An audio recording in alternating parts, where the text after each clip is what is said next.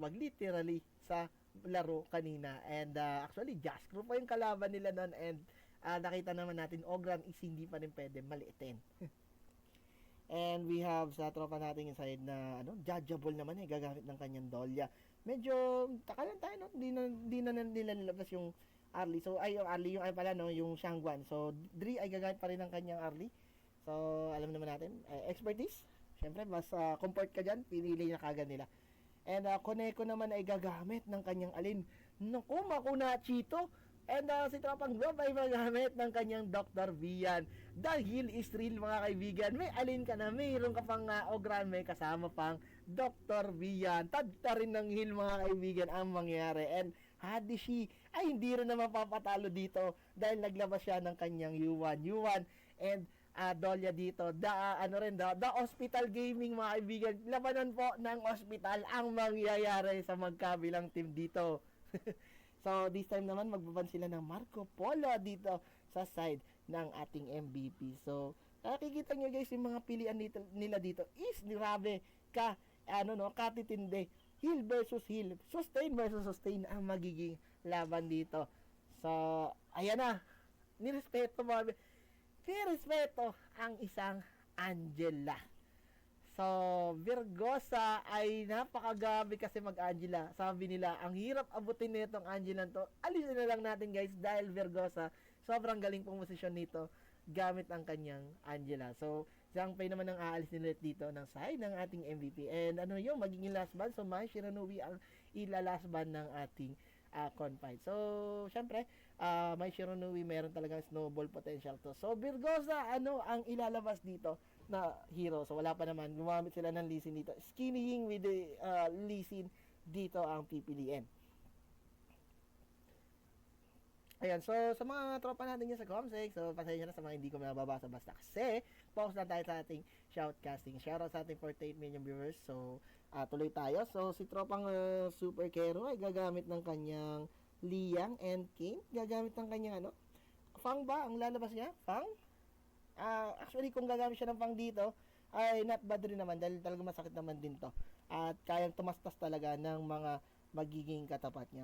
And while Super Kero naman dito, Liang, alam naman natin na yung kanyang hawak portion dito is magiging threat din sa isang Dri and Hadishi. Knowing din, kasi yung Hadishi dito is yung sobrang flex kasi nung lubog niya, yung pagtatago niya sa may bandang sahig. So, pag nahawakan to ng Super Kero, maaaring mabalagbag to. Malambot lang kasi guys ang isang Yuan ko isipin. Pero Virgosa, naku po, parang may nakikita ako dito, ladies, nilabas ng isang Virgosa. Parang bumabalik yung memories ko pag may ladies ako nakikita. So, antay lang natin ang ating mga adjustment dito.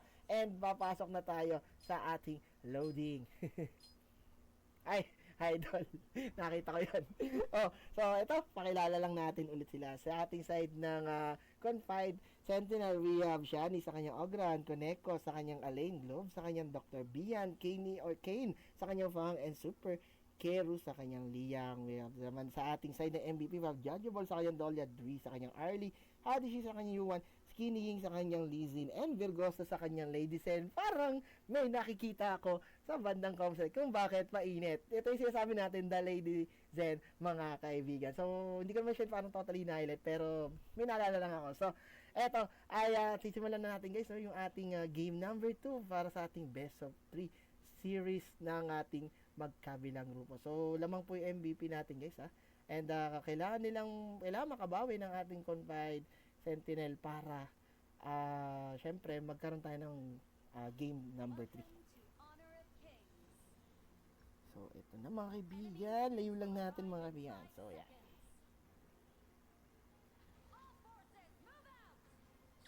Okay.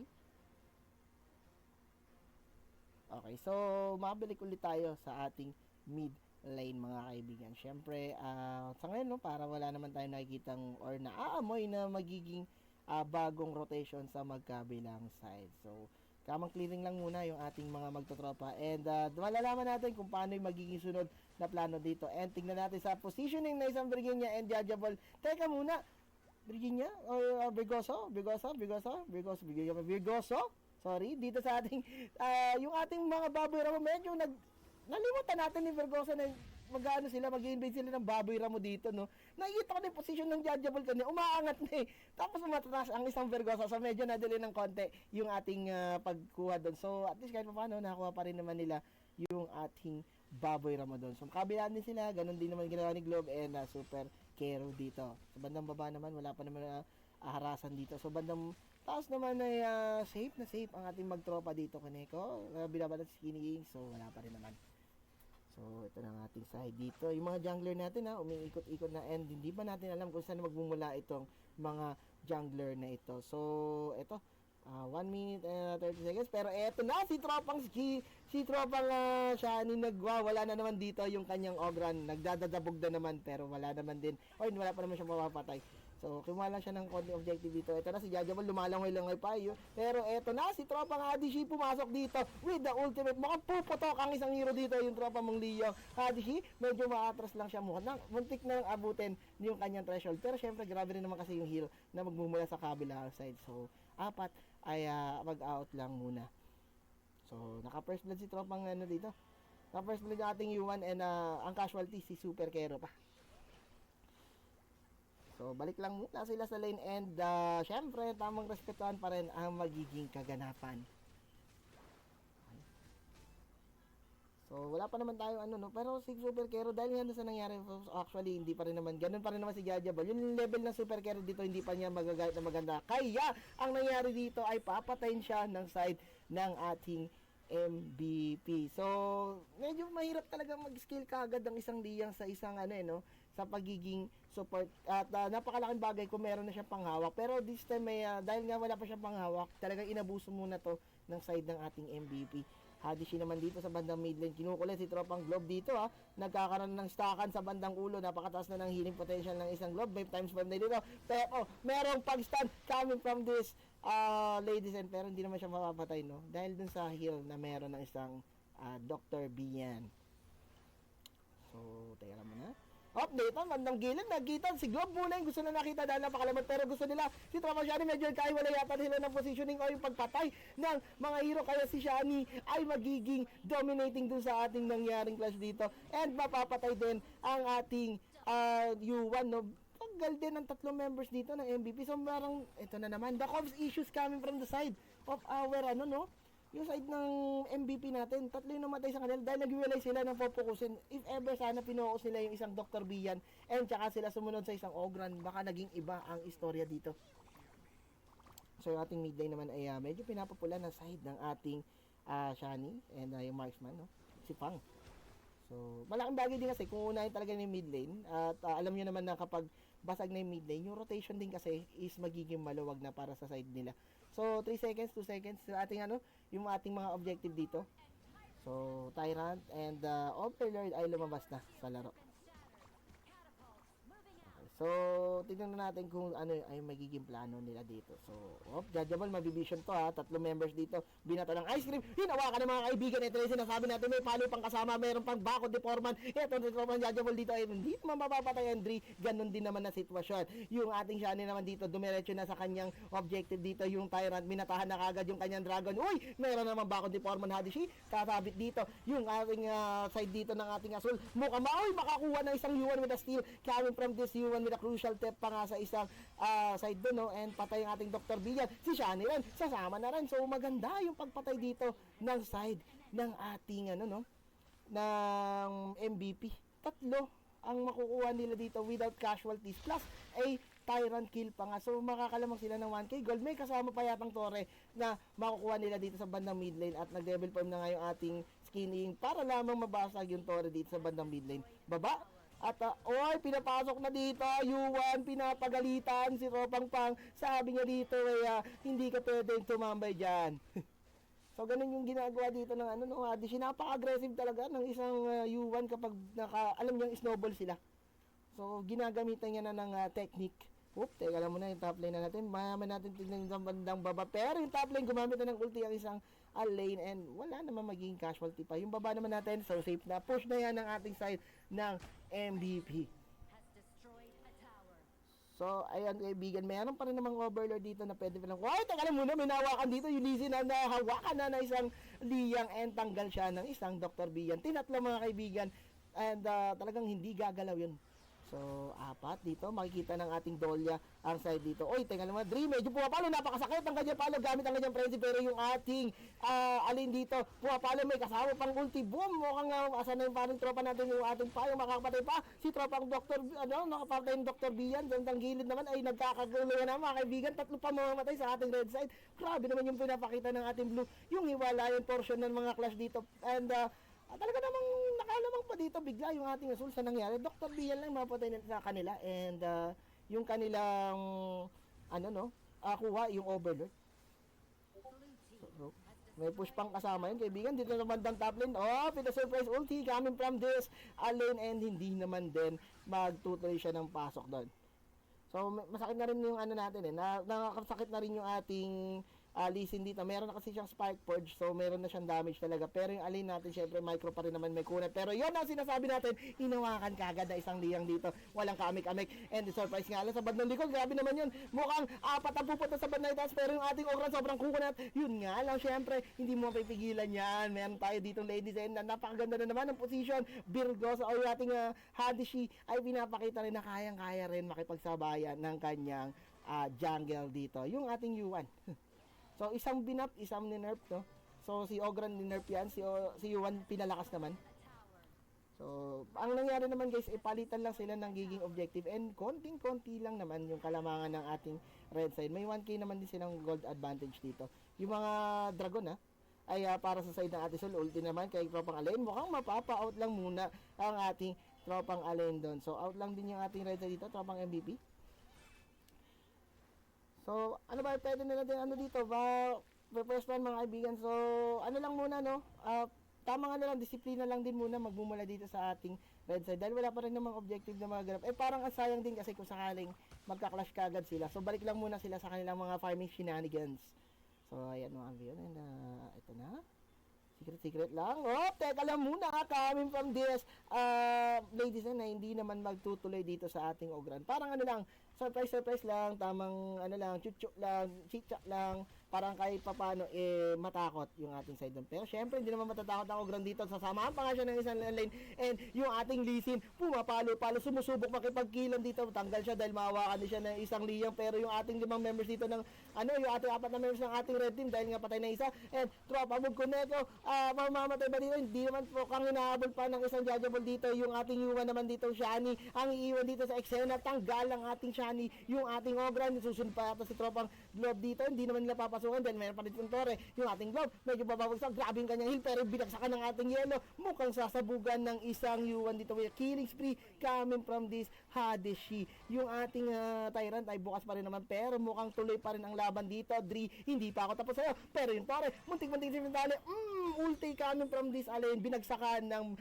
ultimate with a ibon-ibon kumbaga. So, ayun, namatay pa yung Arlie. Medyo napalalim si Dre doon, napasarap. pero kailang naman mga kaibigan dahil 3k gold advantage pa rin naman ang ating nasa MVP. Oh, napaparaset kaibigan. So, parang may gustong gawin si Hadishi dito na hindi natin nalaman kung ano. So, kasi nilareset niya, hindi niya sinusubukan makipag-conversion, no? Parang nilalayo niya lang muna. So, ito na mo, ayaw nila po. Oy, kaya naman pala nilalayo, pinalamon guys, pinalamon sa luma dahil lupa, yung ating 9 and 30 seconds kasi, alam niyo na yun, kailangan na mag-reset ng ating mga objective and magiging na sila, enhance mamaya na mga dragons. So, dito naman lang muna. Kailangan nila mag-ingat dito, napaka-crucial ng last 10 seconds dito dahil lalabas na yung mga lalabas na yung mga objective nilang pwedeng kunin. Kailangan mapita sa kanila dito.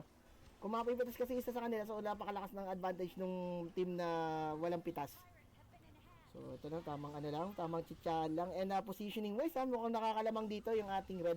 And kitang-kita naman na mukhang gusto nila kagad kunin ang ating Overlord. And mukhang walang contention na magaganap dito. Liang, ay hindi naman din papasok. So, dito sa bandang babayala muna natin siya. Dito naman sa bandang mid lane ay tamang clearing lang ang side ng ating MVP. At nakita na rin nila ang dito si Tropang Alain. Hindi ko na kailangan sabihin. Pero napakagandang pick naman rin. Parang sayang lang din yung push ng isang Alain. Dahil nga dun sa ginamitan ng pang-clear ng web. And ito naman si Lee Sin, ginagawa na ang kanyang thing dito. Yung pagbanat sa mga tore. Etong bottom naman natin, yung ating super carry. Mukhang mapuputukan dito ng isang Arlie. May kasama pa dito. Yuan, pumapasok na mga tropahan. pero yung ating Shani ay makakapatay pa ng isang Arlie. Napakaganda naman nun. Bandang Gedli naman, Kuneko, ay hindi naman din tutuloy ng kanyang plano. So, Lee Sin trabaho. Hoy, grabe naman ito. Lee Sin trabaho lang mga kaibigan. Tuloy lang ang kanyang pagbabako doon sa mga Tori dito. Galit na galit. Gusto nang tapusin kaagad. Kung kakalaman ni Clips, gusto niyang paluin agad. Dire-diretso lang eh. Talagang goal per goal mga kaibigan.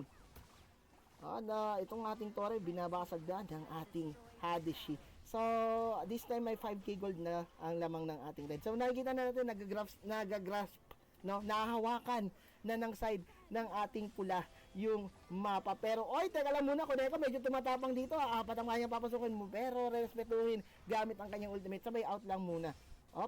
So, magdedep lang muna yung side ng ating blue dito, no? Hindi lang muna natin sila pabayaan lang muna sila, sabi nga dito ng kwento. Pero kita na dito Dri ay makikita ang isang Ogran dito na nag-iisa na kumukotang doon sa may bandang Tyrant. Ang sabi pa nga dito ay kuha pa rin ng Ogran, and meron pang pagdabog-bob. Yes, dadabugan niya ang isang Dolya dito, and yung pagpalo nga sa kanya ng Arlie ay napakasakit, and yung Fang may kapalit din namang pagkuha dito. Rampage na ang ating si Juwan, and mukhang habulin na si Perkero with a double kill pa nga sa isang tropa mong Yuan dito. Pero syempre, Skinny Ying kaibigan, tingnan mo naman ginagawa niya rito.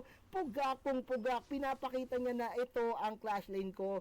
Talagang hindi niyo pwedeng kumbaga ito yung sinasabing aka the offlane, hindi niyo pwedeng pansinin, pero hindi niyo rin pwede iwanan. Yan ang sinasabi natin na tunay na clash lane.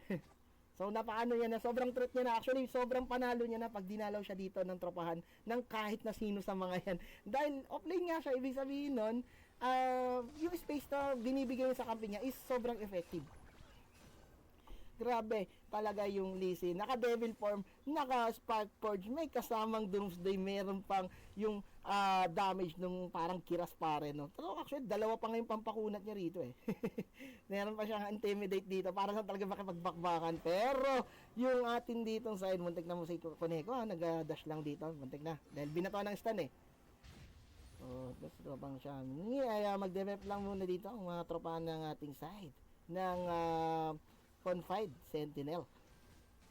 So, subjective naman, wala pa naman tayo nakikita, pero respetuhin pa rin ng side ng MVP, knowing na may 15 seconds na makikita tayo ditong lalabas na Overlord. Hindi mo na nila kinaklasyan at baka maging dehado pa sila pag lumalim pa sila dun sa mismong high ground ng side ng Confide. So, ito na ating Overlord, and talaga namang popokusin nila ito. Kita niyo yung positioning coming from the both sides. So, tingnan niyo na sila dito ng ganitong position. Ito naman yung isa. So, guys, sobrang sobrang gamit na gamit yan ng ating side ng MVP. Actually, sa lahat ng games yan, pwede nyo gamitin yan. Pwede nyo kuhain yung ganyan technique, lalo kung naka 5 man kayo. So, ito na si Tropang Lee Sin. Medyo kumakat lang dito, and yung talagang crippled management lang tong Lee Sin na to. Kahit sabihin nyo na hindi ako hindi makakill, 0-3 na yung Lee Sin natin, pero tingnan mo naman kung gaano ka-effective ang isang Lee Sin dito. Pinapakita nyo na okay lang naman guys sabi nga okay lang naman na hindi nyo ako pansinin, pero yung Tori nyo kakainin ko, sasawa ko pa yung Kuneko, papaluin ko sa bandang Gedli. Pero eto dito sa side, meron pang mga pahabol, meron yatang mangyayaring pag-amba dito sa isang Kuneko, pero ganyang Blood Rage pinindot na dito, and sobrang taas ng kanyang shield, hindi lang siya mapapatay. Yung ating mid lane naman ay namumula na dito. Yung mga dragons ay parating na, kailangan na nilang dumepensa. So, dito ay ito na yung dragon nila. Saktong-sakto yan, kabilang dragon, and titingnan. Bumakod pre, minakuran ng ating Formandan, and bat hanggang baba dito, may kasama pang mid lane yan. Tapos ang tapos ang mga Tori dito, yung mga mega creeps na ay lalabas diyan. So, teka na muna, magkakalash dito, nagdidikit-dikit ang magkabilang side. Napakagandang teka na muna, inawakan ni Tropang si Kero yung Dolya dito, pero walang follow-up. Yung ating Dr. Bian ay matatanggal na naman ng isang Arlie dito na mentally coming from this, si Tropang Shani ay nagpapakitang angas. Pero yung Lee Sin, tingnan mo, pinupugak na naman yung Tori dito, galit na galit, pero mapapatay naman siya this time. Napakagandang depth, pero yung Tori natin dito ay may mga dragon, tatlong dragon, and mukhang tatapusin na ng laro dito, 4 ang patay, and tapos ang laro. MVP ang magwawagi sa ating best of 3 series.